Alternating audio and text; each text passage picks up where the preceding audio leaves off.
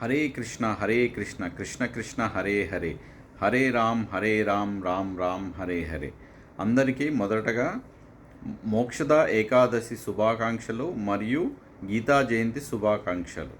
11th December 2024, 11th December 11వ తేదీ December బుధవారం నాడు అత్యంత విశేషమైన మోక్షద ఏకాదశి ఉంది మరియు గీతా జయంతి. సో శ్రీకృష్ణ భగవానుడు గీతలో చెప్పినట్టుగా మాసానాం మార్గశీర్షోహం అన్నారు. అంటే మాసాల్లో మార్గశిర మాసాన్ని నేనే అన్నారు. సో ఈరోజు మార్గశిర మాసంలో వచ్చిన ఏకాదశిని మోక్షద ఏకాదశి అంటారు. సో ఈరోజు ఎవరైతే ఉపవాసం ఉండటం, ఫాస్టింగ్ ఉండటం మరియు భగవత్ నామస్మరణలో గడపడం వల్ల వాళ్ళకి అఖండమైన పుణ్యం వస్తుంది. ఈ పుణ్యం వల్ల ఎవరైతే వారి యొక్క పూర్వీకులు ఎవరైనా గతించుంటే వాళ్ళకి మోక్షాన్ని ప్రసాదిస్తుంది. కాబట్టి దీన్ని మోక్షద ఏకాదశి అన్నారు. సో ఇది చాలా విశేషమైన ఏకాదశి. సో ఈరోజు మనం ఫాస్టింగ్ ఉండటం, భగవత్ నామస్మరణలో గడపడం వల్ల మనకు అత్యంత పుణ్యం వస్తుంది. కాబట్టి ఇలా చేసే ప్రయత్నం చేద్దాం.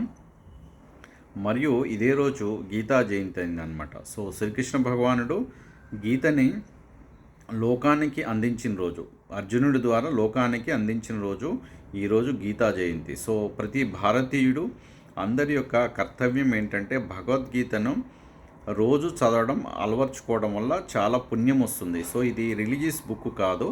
సో ఇది సైన్స్ అండ్ టెక్నాలజీ, అన్ని శాస్త్రాలు, ఆయుర్వేదం, భక్తి మార్గం, ఇక మనకు భక్తి యోగంతో పాటు అన్ని విద్యలు దీంట్లో ఉంటాయి అన్నమాట. సో జీవితం ఎలా గడపాలి ఏంటి అనేది ఉంటుంది. పుణ్యం వస్తుంది, మనకు అఖండమైన పుణ్యం వస్తుంది. కాబట్టి భగవద్గీతను కూడా రోజు చదివే ప్రయత్నం చేద్దాం. అలాగే మన ex president of India Abdul Kalam గారు కూడా రెగ్యులర్గా చదివేవారు అనమాట. సో పెద్ద పెద్ద వాళ్ళు, పూర్వీకులు వాళ్ళంతా భగవద్గీతను ఆచరించి చాలా గొప్పవాళ్ళు అయ్యారు. కాబట్టి భగవద్గీతను చదవడం వల్ల పుణ్యం వస్తుంది, అఖండమైన జ్ఞానం వస్తుంది. సో ప్రతివారు మన భగవద్గీతను చదవడం, దాన్ని చేయడం వల్ల వాళ్ళ యొక్క జీవితం అత్యంత అద్భుతంగా మారుతుందన్నమాట. వాళ్ళ యొక్క జీవితాలు చాలా బాగుంటాయి. కాబట్టి మనం భగవద్గీతను చదవడం అలవర్చుకుందాం.